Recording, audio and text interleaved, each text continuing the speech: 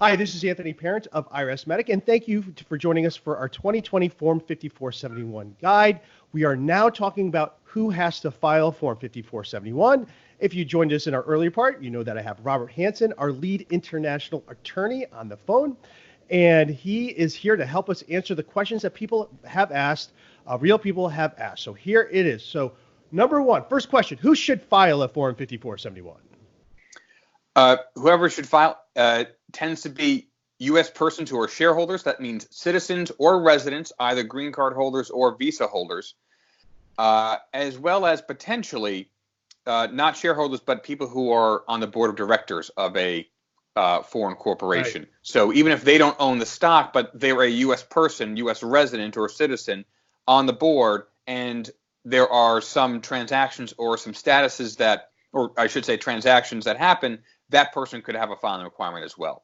Right, and I would just say this, you have to file 5471 for all your entities. The form isn't just one form to include all of your interests. Each interest you have to file one. So you might have one where you haven't filed because, well, I don't really own that, only the directors. Like, no, you might have to do that as well, so keep a lookout for that. Now, this question's sort of similar. I don't know if it's a little different. Who must file a Form 5471? The same people who could or who would need to are the same people who must.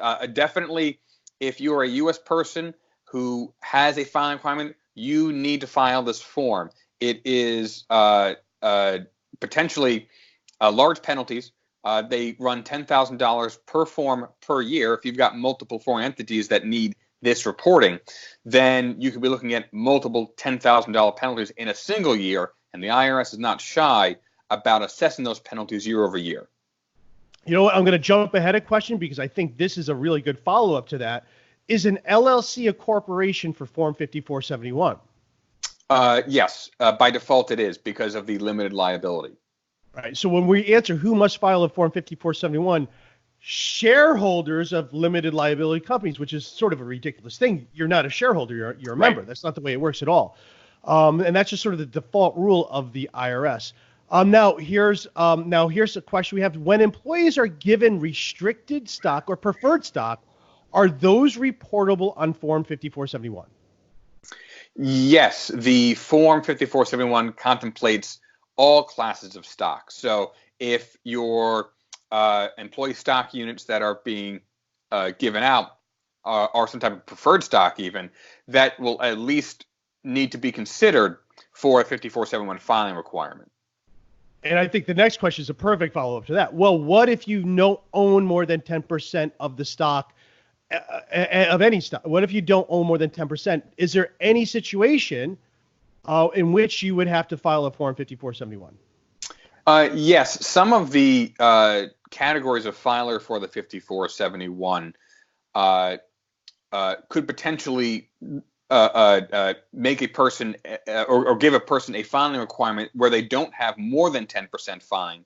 Also, situations where you've got immediate family members that have stock as well, that would put you, when combined, over 10% or over 50% even.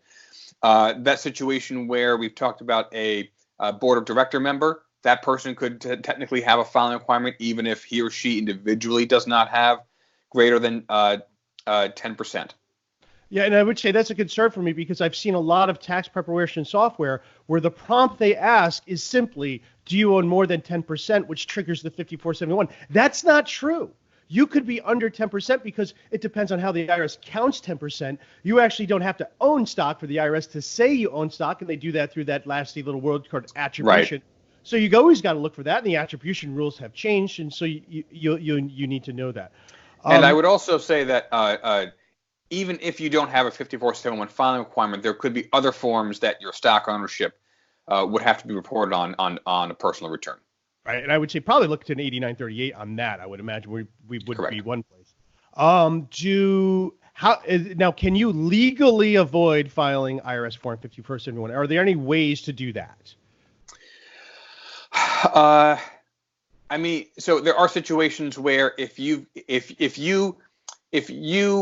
have a situation or a partner, let's say, who's not a U.S. person at all, right, a foreign national, who has no connection to the United States and is not a blood relative otherwise.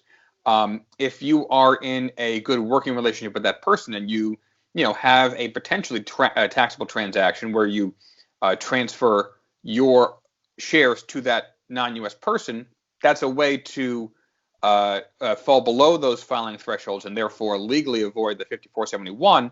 But then that's the trade-off of you no longer have the control of the company. And it's not just, to keep this in mind, it's not just about the total value of all stock that the 5471 could potentially capture. It's also voting power. So you can't transfer most stock, but then keep all the voting power for yourself and think you've avoided the 5471. Oh, well, I mean, also people could avoid it by disregarding the entity. Could they do that by checking the box? Yes, you could do a check the box election to treat things like for example, a foreign LLC or other type of entity that is eligible. That's not a per se corporation to avoid the 5471, but that doesn't mean you've avoided other reporting requirements. It's just that the 5471 tends to be the most intricate and complicated and onerous. Right. And I would say this, I think before tax reform, you might want to do something to avoid a 5471.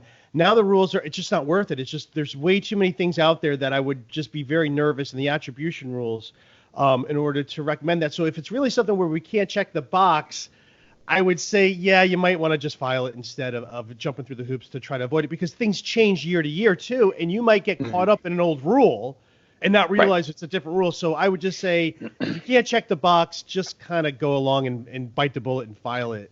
Oftentimes, also, people who come to us with these issues have back years, delinquent forms, 5471, and oftentimes a late election for different treatment often isn't viable. That's right. Yeah. And that's a very common issue for us, that you have to be timely for that. So that can't really undo the other ones. And I would say this, if it is something where you're missing 5471s, I know there's a question in another video, but I got to repeat this right now. Don't file naked old 5471s. Don't do it. Don't amend them. Yeah. Do not do that, because you will be assessed. The chances of you being assessed automatic $10,000 penalties are substantial for each year. Yeah. And it's the way the law is, we would have the burden to prove reasonable cause, and that you can count on the government to be very unreasonable about its definition of unreasonable cause. And you were sometimes forced to get a result to go to court where it's just not cost effective. That's why some protection here is absolutely essential.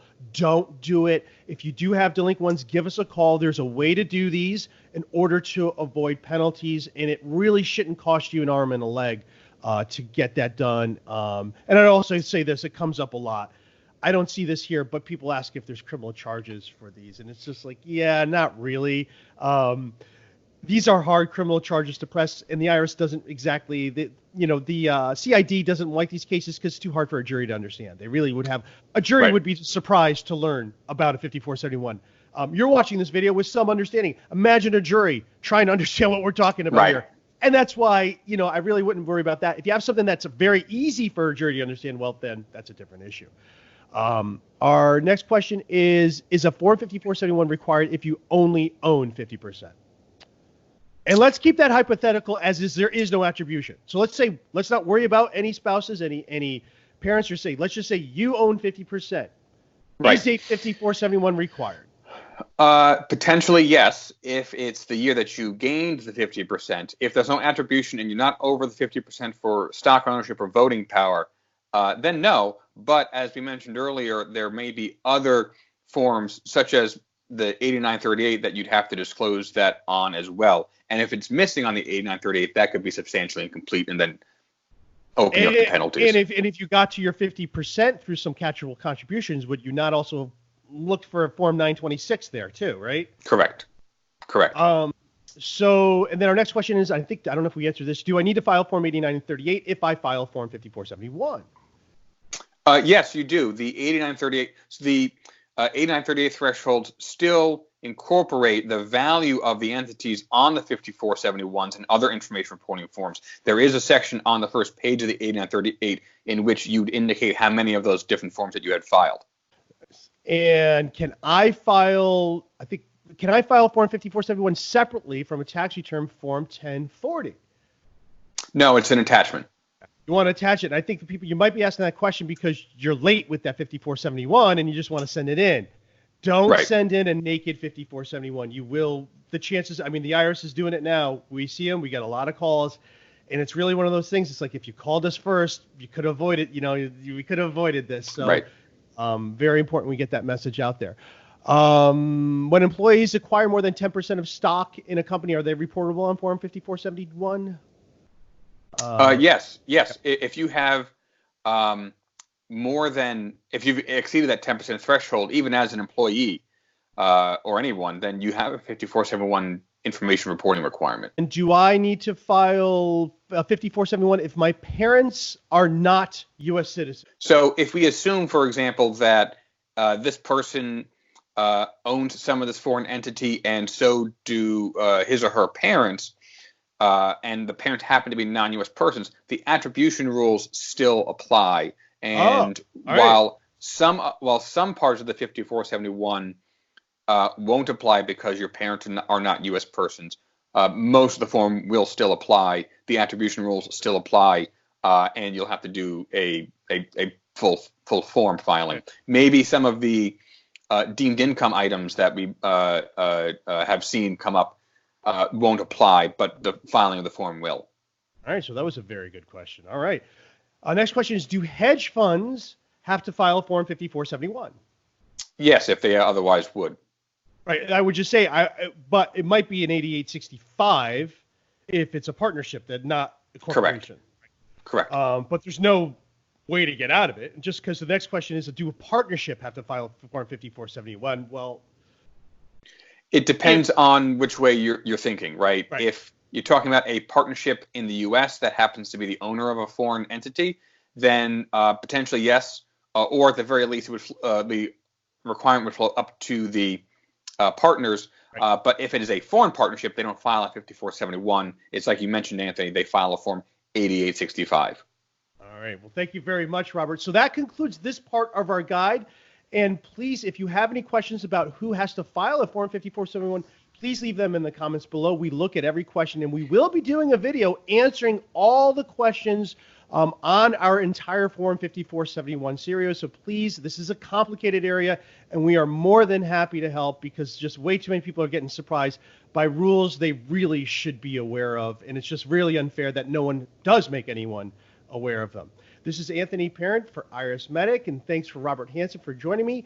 Please join us on our next video, which will be how to fill out and prepare Form 5471. We have some great questions there. Hope to see you.